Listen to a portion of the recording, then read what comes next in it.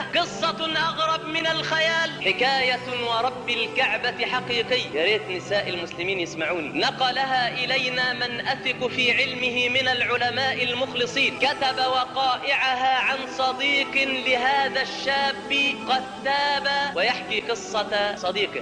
شاب عشق فتاة وأراد أن يتصل بها بالهاتف، إلا أنها أبت وتمنعت. حيائي يمنعني أبدا. عندها حياء، عندها كرامة، عندها عفة، عندها شرف. يتصل ثم تكتب عليها عند الله، ويهددها بهذا الاتصال ويسجل لها، وتكون المصيبة طامة وتتنازل عن عفتها وشرفها. لا يمكن بحال من الأحوال أن أسمح لنفسي أن أخالف ربي ومولاي وأن أهين والدي. أراد أن يلتقي بها، امتنع، فازداد حب ودخل إلى أهلها من باب بيته. زوجوني ابنتك. قالوا لا، أنت على معاصي، أنت على معصية نعرف، وأنت دائما لا تطيع رب، فإن أخلاقها تعلو أخلاق. وجدوا أن هناك فارقا بين أخلاق الفتاة وأخلاق هذا الشاب، فرفض الأهل. يقول صديقه: فأخذ يشرب المسكر، ما ترك شيئا إلا وشربه حتى أدمن، وكان يطوف بالليل والنهار حول بيت الفتاة يريد أن يسترق ولو نظرة من هذه الفتاة. يطوف ببيتها كما يطوف المسلمون حول بيت الله الحرام. أشرك بالله سبحانه وتعالى، وهام حبا على وجهه وجن جنونه. وفي يوم من ذات الأيام، وهذه الفتاة صغيرة السن، إلا أن الله كان له أمر. نزل ملك الموت عليه السلام، فماتت الفتاة بأمر الحي الذي لا يموت. وكان الخبر عند أهلها كالصاعقة،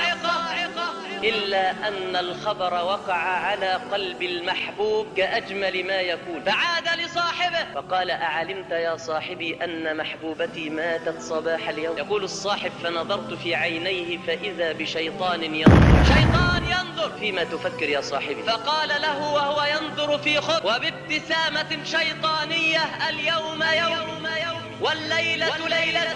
قال: ماذا تقصد؟ قال: اليوم آخذ من حبيبتي ومحبوبتي ما لم أنله في حياتها. فضحك الصديق وقال: أنت تمزح. قالوا: لا والله لا أمزح، اليوم أنال منها ما لم أنله في حياتها. كيف ذلك؟ قال: أمشي مع المشيعين ثم أدخل المقابر، وحين تخف الأقدام أنبش القبر ثم آتي حبيبتي كما كنت أريد منها فيه. قال الصاحب له: اتق الله، أنا وأنت على المعاصي دائما، إنما توصل الحكاية لأن احنا نمثل بجثة ميتة طول عمرها عفيفة شريف تهتك عرضها بعد موتها، لم ينل منها الناس نظرة، تريد أنت أن تنبش قبرها؟ قال: إليك عني ولا تصاحبني. قال: فسرت معه خوفا عليه وإشفاقا به، وسرنا في الجنازة، الناس في حزن وهو في فرح وتشفي، ينظر للناس وكأنه يقول: جزاكم الله خيرا، لقد أوصلتم عروستي إلى مكان أريده. فدفنوا الفتاة ثم عادوا وهم يدعون لها لأنهم يعلمون صلاحها. يقول الصاحب: وخلت المقابر من الناس ولم يبقى هناك إلا أنا وصاحبي، ينظر إلى المقبرة في تشفي وأنا أجذب يده وأشده من ثوبه. عد يا صاحبي. فأخرج سكينا من جيبه ثم رفعها في وجهي فقال: ابتعد عني. فأسرعت وعدت إلى الخلف، وقفت بعيدا أنظر لما يفعل ذلك الشيطان، فوجدت عجبا، فنبش القبر وأخرج الفتاة العفيفة الشريفة من قبرها، ثم أمسك بسكين في يده ومزق الكفن وأخرج الجسد وجلس بجوارها ينظر بشيطانية إلى جسدها، وأراد أن يواقعها،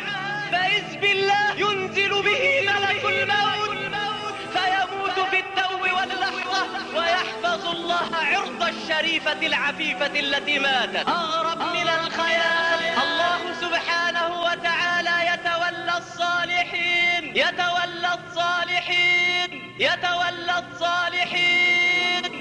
فاحذر يا مسكين. الله ولي الذين آمنوا، يدافع الله عن الذين آمنوا. أراد أن يهتك عرض الفتاة الشريفة العفيفة، ملك الموت يقول له: مهلا، اليوم يومك والليلة ليلتك، من ربك؟ فلا إجابة. يا ابن آدم رحلوا وتركوك وفي التراب وضعوك. يا ابن آدم رحلوا وتركوك وفي التراب وضعوك، ولو ظلوا معك ما نفعوك، ولم يبقى لك إلا الله